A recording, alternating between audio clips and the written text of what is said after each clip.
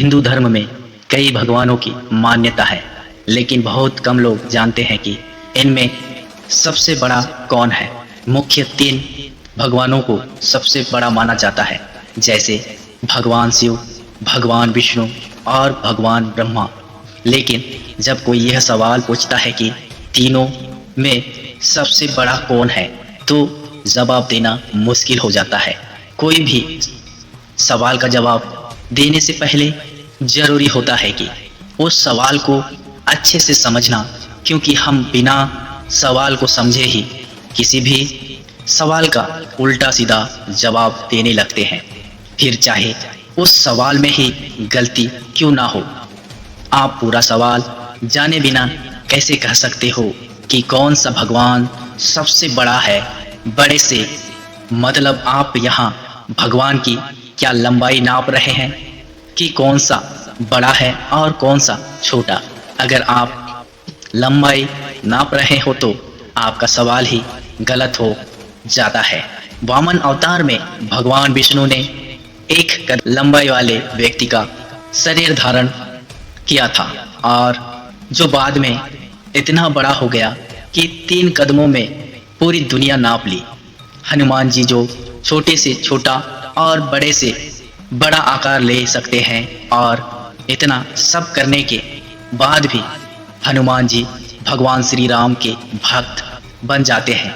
तो इस प्रकार आप लंबाई से तो छोटा बड़ा नाप नहीं सकते।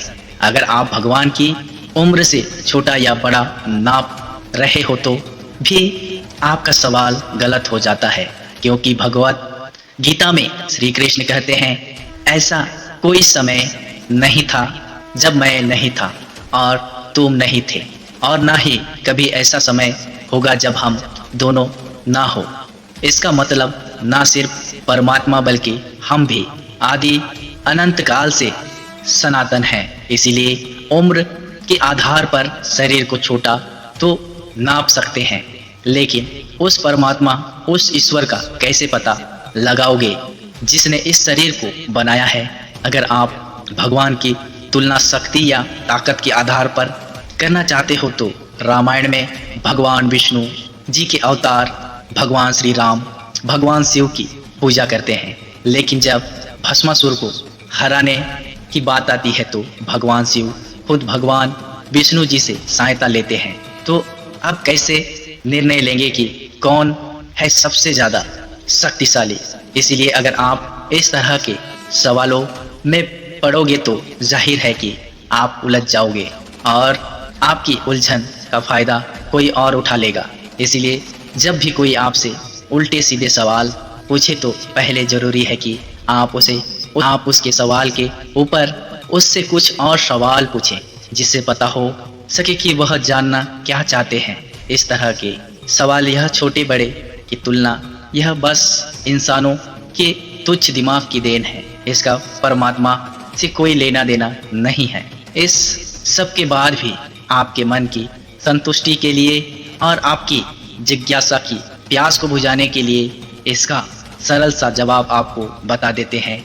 ऋग्वेद में बोला गया है कि एकम सदीप्रा बहुधा वदन्ति, अर्थात सत्य एक ही है जिसे ज्ञानी लोग अलग अलग तरीके से प्रकट करते हैं। उसका उदाहरण भी भगवान श्री कृष्ण गीता में देते हैं, जब वह अर्जुन को पूर्ण रूप दिखाते हैं, जिसमें उन्होंने पूरी सृष्टि भगवान से ही निकलती हुई और भगवान में ही समाती हुई नजर आती है। अर्थात सृष्टि के रचयिता भगवान ब्रह्मा, सृष्टि का पालन करता भगवान विष्णु और जरूरत पड़ने पर सृष्टि का विनाश करने वाले भगवान शिव, तीनों एक ही हैं।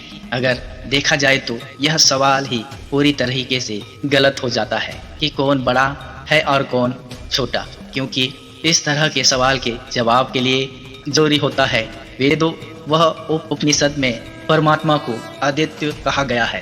अर्थात परमात्मा एक भी हो सकता है और अनंत भी हो सकता है, लेकिन वह 2 नहीं हो सकता। इससे मतलब है कि वह गिनने योग्य नहीं हो सकता। अगर आप भगवान को गिनने चालू करेंगे तो वह एक सीमा में आ जाएंगे, जो कि असंभव है। इसीलिए स्वामी विवेकानंद जी के गुरु श्री राम कृष्ण परमहंस जी कहते हैं भगवान के असंख्य रूप है, असंख्य नाम है और उन्हें पाने के लिए असंख्य मार्ग है। तुम जिस रूप और जिस नाम से उनकी सच्ची भक्ति करेंगे वह तुम्हें उसी तरह प्राप्त होंगे। वही वजह है कि सनातन में इतने भगवानों का विस्तार से विवरण है, क्योंकि हर व्यक्ति का अपना अलग अलग व्यक्तित्व और अलग अलग गुण होता है। इसलिए भगवान के जिस रूप के साथ भी आप ज़्यादा अच्छे से जुड़ सकें, ज़्यादा अच्छे से उन्हें रम सकें, उसी रूप में उनकी भक्ति करनी चाहिए और वह उसी रूप में उसे प्राप्त होंगे। क्योंकि जो ईश्वर हम सबको तरह तरह के रूप देने वाला है, उसके लिए अपने सच्चे भक्त के लिए कोई भी रूप धारण करना एक मामूली बात है। कि हम आशा करते हैं इस सवाल का जवाब आपको मिल गया होगा कि कौन है सबसे बड़ा भगवान। साथ में यह भी पता लग गया होगा कि इस तरह के सवाल आपको समझना कैसे है। इसी